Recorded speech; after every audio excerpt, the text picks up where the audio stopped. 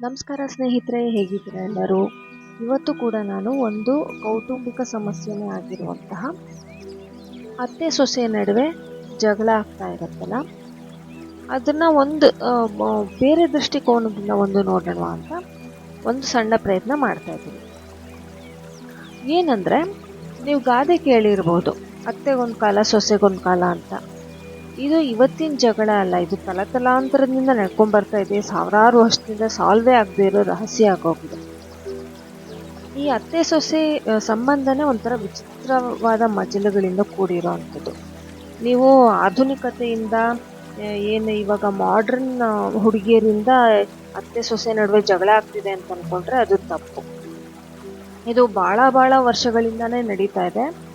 ಮತ್ತೆ ಸುಮಾರು ಜನಕ್ಕೆ ಗೊತ್ತಿರೋದಿಲ್ಲ, ಇದು ಒಂದು ತಲೆಮಾರಿಂದ ಫ್ರಸ್ಟ್ರೇಷನ್ ಅಲ್ಲ, ತಲತಲಾಂತರದ ಫ್ರಸ್ಟ್ರೇಷನ್ನ ಪಾಸ್ ಡೌನ್ ಮಾಡ್ಕೊಂಡು ಬರ್ತಾ ಇರ್ತಾರೆ. ಗೊತ್ತಿಲ್ಲದೇನೆ ಅತ್ತೆಯರು ತಮಗೆ ಗೊತ್ತಿಲ್ಲದೇನೆ ತನ್ನ ಅತ್ತೆ ತನಗೆ ತೋರಿಸಿದಂಥ ಬಿಹೇವಿಯರ್ನ ಪಾಸ್ ಡೌನ್ ಮಾಡ್ಕೊಳ್ತಾ ಬರ್ತಾ ಇರ್ತಾರೆ. ಅದು ಯಾವ ರೀತಿ ಅಂತ ನೋಡ್ಕೊಂಡು ಹೋಗೋಣ. ಕೆಲವ್ರು ಗಂಡಸರು ಹೆಂಗ್ ವಾದ ಮಾಡ್ತಾರೆ ಅಂದರೆ, ಇವಾಗ ನೋಡಿ, ನಾವು ಕೂಡ ಮಾವನ ಮನೆಗೆ ಹೋಗ್ತೀವಲ್ವ, ಅವಾಗ ನಾವು ಅತ್ತೆ ಮಾವನ ಜೊತೆ ಜಗಳ ಆಡ್ತೀವ. ಆದರೆ ನನ್ನ ಹೆಂಡತಿ ಮಾತ್ರ ಯಾಕೆ ನಮ್ಮ ಅಪ್ಪ ಅಮ್ಮನ ಜೊತೆ ಜಗಳ ಮಾಡ್ತಾರೆ, ಅವ್ರು ನಮ್ಮ ಅಮ್ಮನ ಜೊತೆ ಮಾತ್ರ ಜಗಳ ಮಾಡ್ತಾಳೆ ಅಂತ ವಾದ ಮಾಡ್ತಾರೆ. ನೋಡಿ, ಗಂಡಸರ ಇದು ಒಂದು ಟ್ರೀಟ್ಮೆಂಟ್ ಸಿಗೋ ರೀತಿ ಬೇರೆ. ಈಗ ಮಾವನ ಮನೆಗೆ ಅಳಿಯ ಹೋದಾಗ ಅವನಿಗೆ VIP ಟ್ರೀಟ್ಮೆಂಟ್ ಸಿಗುತ್ತೆ. ಅದೇ ಸೊಸೆಗೆ ಹಾಗಲ್ಲ. ಬಂದ ಸ್ವಲ್ಪ ದಿನಕ್ಕೇನೆ ಅವಳ ಜವಾಬ್ದಾರಿ ಏನು ಅನ್ನೋದು ಡಿಸೈಡ್ ಆಗಿಬಿಟ್ಟಿರುತ್ತೆ. ಹೇಗೆ ಅಂದರೆ, ಎಲ್ಲ ಕೆಲಸನೂ ಗೊತ್ತಿರಬೇಕು. ಮೊದಲೇ ಎಲ್ಲ ಅಡುಗೆಗಳು ಅತ್ತೆ ಯಾವ ರೀತಿ ಮಾಡ್ತಾರೋ ಅದೇ ರೀತಿ ಮಾಡಬೇಕು. ಆ ರೀತಿ ಒಂದು ಡಿಸೈಡೆಡ್ ಆಗೋಗ್ಬಿಟ್ಟಿರುತ್ತೆ, ಸೊಸೆ ಇದೇ ರೀತಿ ನಡ್ಕೋಬೇಕು ಅಂತ.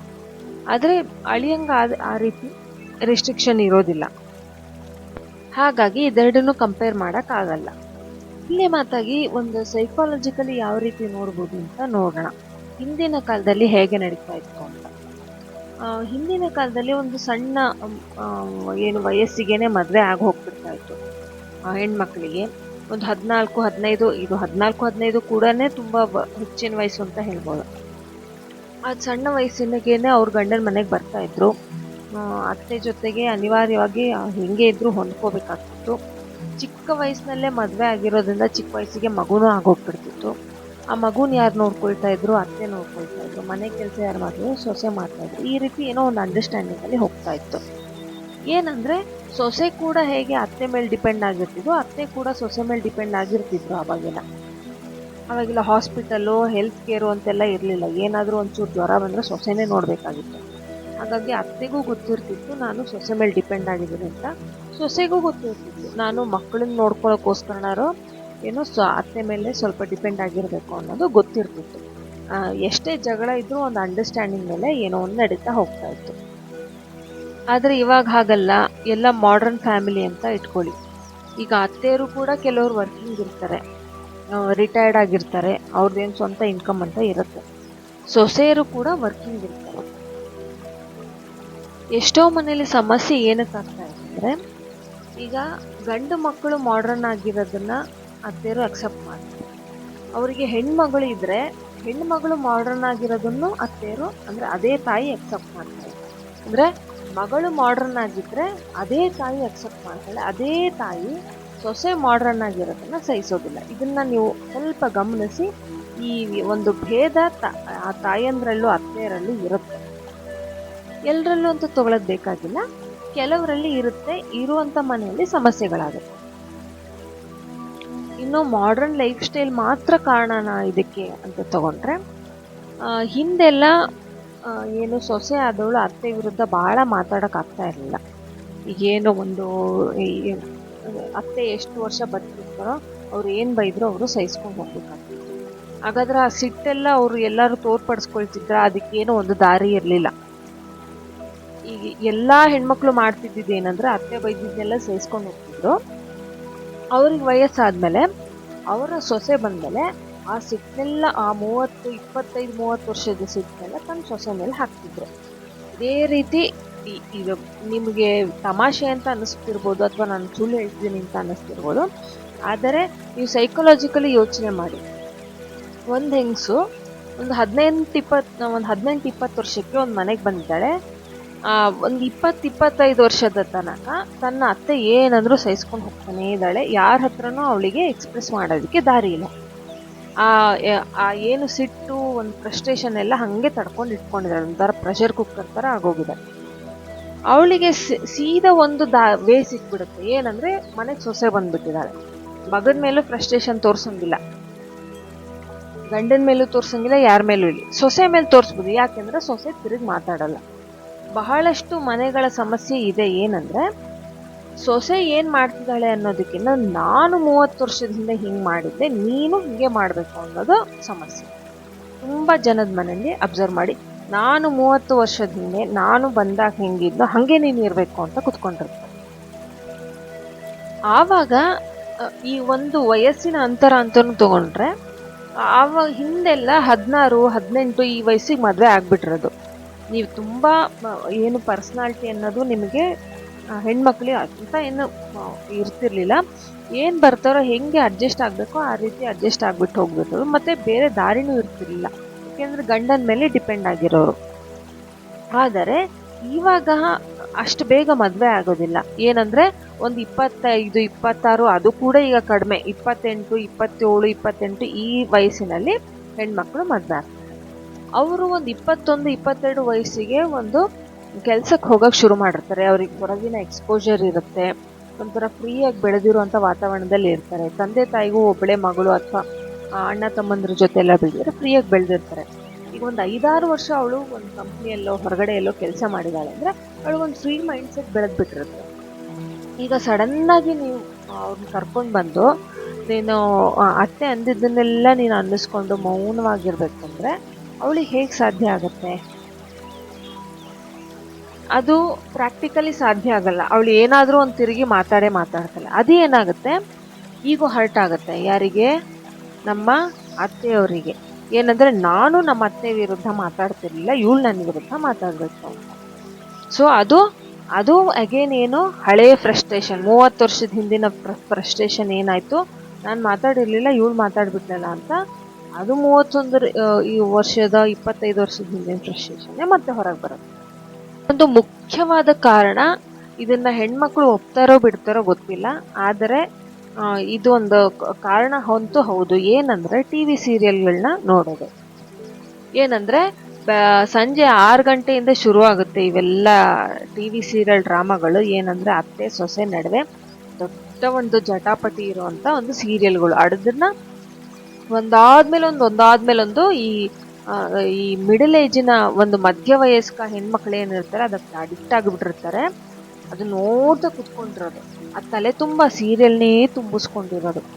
ಏನಂದ್ರೆ ಆ ಸೊಸೆ ಅಂದ್ರೆ ಹಿಂಗೆ ಇರ್ತಾಳೆ, ಮಾಡರ್ನ್ ಆಗಿ ಸ್ವಲ್ಪ ಕೆಲ್ಸಕ್ಕೆ ಹೋಗೋ ಸೊಸೆ ಅಂದ್ರೆ ಹಿಂಗೆ ಇರ್ತಾಳೆ, ಅವಳು ಕಿತ್ತೋಳೆ ಆಗಿರ್ತಾಳೆ. ಈ ರೀತಿ ಕೆಲವೊಂದು ಮೈಂಡ್ ಸೆಟ್ನ ಮೊದಲೇ ಇಟ್ಕೊಂಡ್ಬಿಡೋದು. ಆಮೇಲೆ ಆ ಸೀರಿಯಲ್ ಅಲ್ಲಿ ಬರೋ ಡೈಲಾಗ್ಗಳನ್ನೆಲ್ಲ ಸೊಸೆ ಮುಂದೆ ಹೇಳೋದು, ಅಂದ್ರೆ ಜಗಳ ಮಾಡ್ಬೇಕಾದ್ರೆ. ನಾನು ತುಂಬಾ ಜನನ ಅಬ್ಸರ್ವ್ ಮಾಡಿರ್ತೀನಿ, ಇದೇ ರೀತಿ ಮಾಡ್ತಿರ್ತಾರೆ. ಆ ಸೀರಿಯಲ್ ಅಲ್ಲಿ ಬರುವ ರೀತಿನೇ ವಿಚಿತ್ರವಾಗಿ ನಡ್ಕೊಳ್ಳೋದನ್ನ ನೋಡ್ತೀನಿ. ಅದು ಎಕ್ಸ್ಪ್ರೆಷನ್ ಕೊಡೋದು, ಒಂಥರ ಹುಬ್ಬು ಹಾರ್ಸೋದು ಎಲ್ಲ. ಸೊ ಇದು ಏನಾಗುತ್ತೆ, ಈ ರೀತಿ ವಿಚಿತ್ರವಾಗಿರೋ ಸೀರಿಯಲ್ಗಳನ್ನ ಮೊದಲು ನನ್ನ ಪ್ರಕಾರ ಬಂದೇ ಮಾಡಿಸ್ಬಿಡ್ಬೇಕು. ಬರಲೇಬಾರ್ದು ಟಿವಿಯಲ್ಲಿ. ಬಂದ್ರೂ ಹೆಣ್ಮಕ್ಳು ನೋಡೋದನ್ನ ಕಡಿಮೆ ಮಾಡಬೇಕು.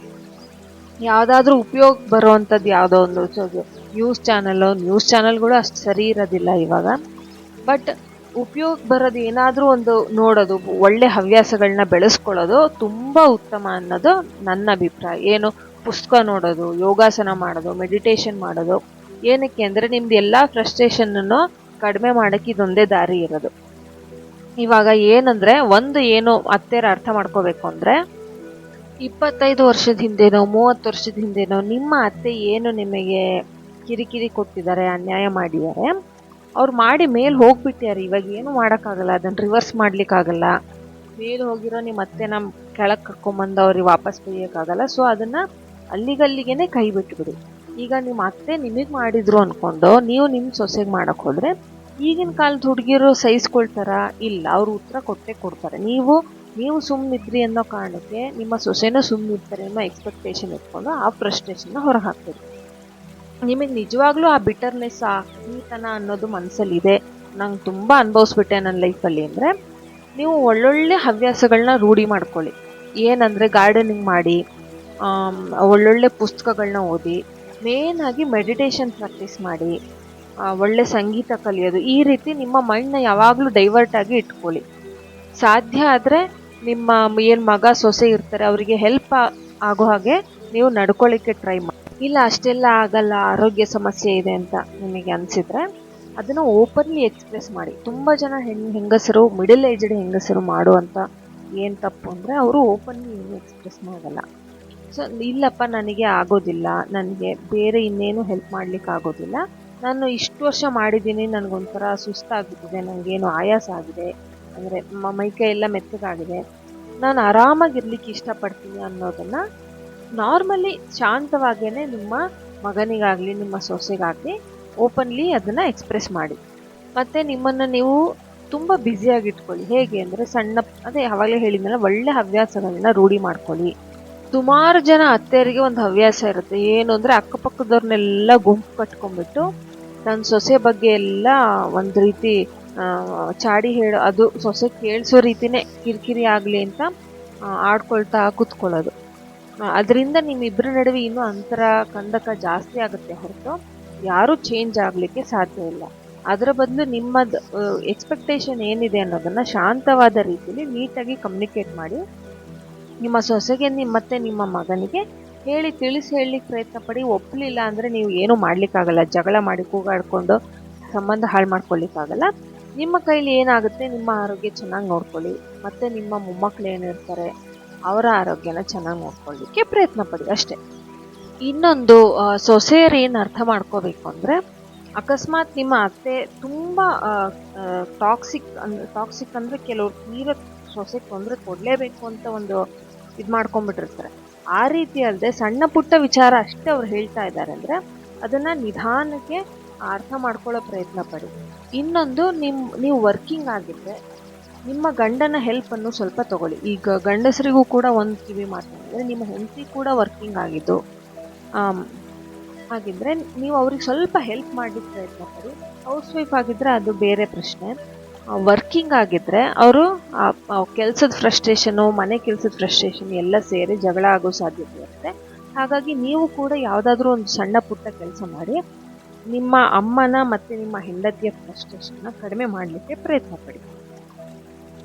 ಇನ್ನೊಂದು, ಗಂಡು ಮಕ್ಕಳು ಮಾಡುವಂಥದ್ದು ಏನೋ ಒಂದು ಉತ್ತಮ ಉಪಾಯ ಅಂದರೆ, ಯಾವುದಾದ್ರೂ ಒಂದು ಅಟ್ಲೀಸ್ಟ್ ತಿಂಗಳಲ್ಲಿ ಒಂದು ವೀಕೆಂಡು ಇಡೀ ಫ್ಯಾಮಿಲಿ ಎಲ್ಲಾದರೂ ಹೊರಗಡೆ ಹೋಗಿ ಸುತ್ತಾಡಿಕೊಂಡು ಆರಾಮಾಗಿ ಟೈಮ್ ಸ್ಪೆಂಡ್ ಮಾಡ್ಕೊಂಡು ಬನ್ನಿ. ಏನಂದರೆ ಹತ್ತಿರ ಇರೋ ದೇವಸ್ಥಾನ, ಹತ್ತಿರ ಇರೋ ಪಾರ್ಕು, ಇಲ್ಲ ಹೋಟೆಲು, ಯಾವುದಾದ್ರು ತಿಂಗಳಿಗೆ ಒಂದು ದಿವಸ ಇಡೀ ಫ್ಯಾಮಿಲಿ, ಅಂದರೆ ನೀವು, ಹೆಂಡತಿ, ಮಕ್ಕಳು, ಅಮ್ಮ ಅಪ್ಪ ಎಲ್ಲ ಇದ್ದರೆ ಒಂದು ಸಣ್ಣ ಔಟಿಂಗ್ ಅಂತ. ಯಾಕೆ ಅಂದರೆ ನೀವು ಹೆಂಡತಿ ಜೊತೆಗೆ ಹೊರಗಡೆ ಹೋಗ್ತಾ ಇರ್ತೀರ ಯೂಶಲಿ ವೀಕೆಂಡಲ್ಲಿ.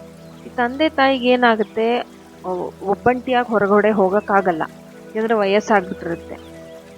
ಮಗನಿಗೆ ಓಪನ್ಲಿ ಹೇಳೋಕ್ಕಾಗಲ್ಲ, ಅದೊಂಥರ ಅಡ್ಡ ಬಂದ್ಬಿಡುತ್ತೆ ಸ್ವಾಭಿಮಾನ ಅನ್ನೋದು. ಇಷ್ಟು ದಿವಸ ಇಂಡಿಪೆಂಡೆಂಟ್ ಆಗಿರ್ತಾರೆ, ಕೇಳಬೇಕಲ್ಲ ಅನ್ನೋದೊಂದು ಇರುತ್ತೆ.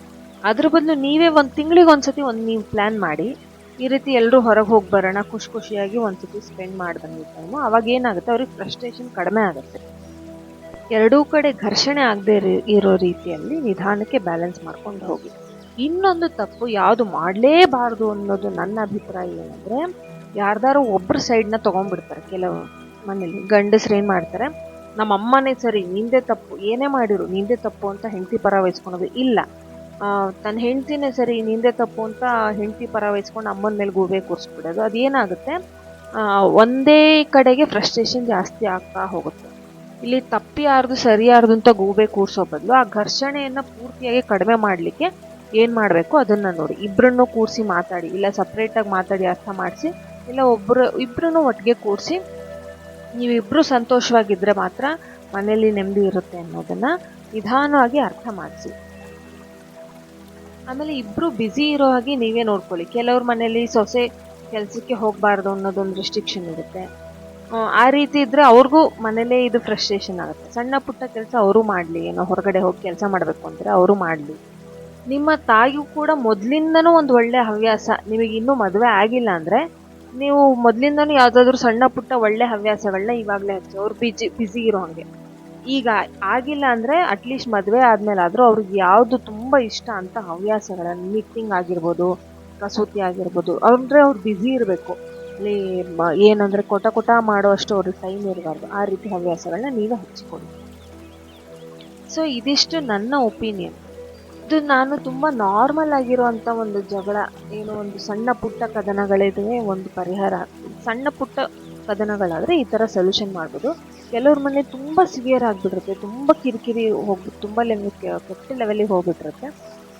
ಅದು ಬೇರೆಯೇ ಇನ್ನೊಂದು ಇದು ಎಪಿಸೋಡ್ ಮಾಡಬೇಕಾಗುತ್ತೆ. ಸೊ ನಿಮ್ಮ ಒಪಿನಿಯನ್ ಏನು ಅನ್ನೋದನ್ನು ಕಮೆಂಟ್ಸ್ನಲ್ಲಿ ತಿಳಿಸಿ. ಸೊ ಇಷ್ಟೊತ್ತು ನನ್ನ ಮಾತನ್ನ ಪೇಷನ್ಸಿಂದ ಕೇಳಿಸ್ಕೊಂಡಿದ್ದಕ್ಕೆ thank you so much. So ಈ ವಿಡಿಯೋ ನಿಮಗೆ ಇಷ್ಟ ಆಗಿದ್ದಲ್ಲಿ ವಿಡಿಯೋನ ಲೈಕ್ ಮಾಡಿ, ಶೇರ್ ಮಾಡಿ, ಸಬ್ಸ್ಕ್ರೈಬ್ ಮಾಡಿ, ಬೆಲ್ ಐಕಾನ್ ಕ್ಲಿಕ್ ಮಾಡೋದಕ್ಕೆ ಮರಿಬೇಡಿ. ಮುಂದಿನ ವಿಡಿಯೋ ಯಾವ ಟಾಪಿಕ್ನ ಮಾಡ್ಬೋದು ಅನ್ನೋದನ್ನ ಕಮೆಂಟ್ಸ್ನಲ್ಲಿ ತಿಳಿಸಿ. Thank you so much for watching.